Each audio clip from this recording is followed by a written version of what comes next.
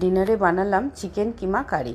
প্রথমে বোনলেস চিকেনগুলোকে পেঁয়াজ রসুন কাঁচা লঙ্কা দিয়ে পেস্ট করে নিলাম ভালো করে। তারপর নামিয়ে রেখে কড়াই একটু তেল, তাতে তেজপাতা, একটু জিরে ফোড়ন দিলাম।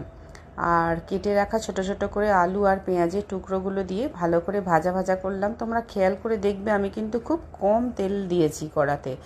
তোমাদের ইচ্ছা হলে কিন্তু তেলের পরিমাণটা বাড়ানো যেতে পারে। নুন হলুদ দিয়ে আলুটাকে ভালো করে ভাজা ভাজা করলাম। করার পরে আমি একটা বাটনা বেটে রেখেছিলাম, তাতে জিরে, আদা, ধনে আর শুকনো লঙ্কা দিয়ে ওইটাকে দিয়ে ভালো করে কষিয়ে একটু টমেটো সস দিয়ে দিলাম। আর ওই চিকেন পেস্টটা কষানোর পরে দিয়ে ভালো করে ওটাকে নাড়াচাড়া করে ভালো করে এবার চিকেনটা দেওয়ার পরেও কষাতে লাগলাম।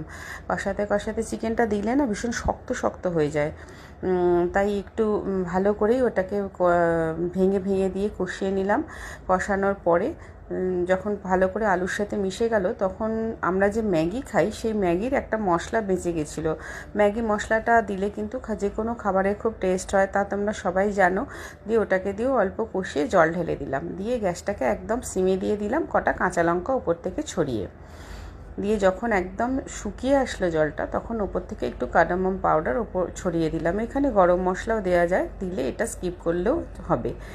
দিয়ে এটা নামিয়ে ডিনারে রুটির সাথে সার্ভ করেছিলাম। তোমরা জানিও তোমাদের কেমন লাগলো।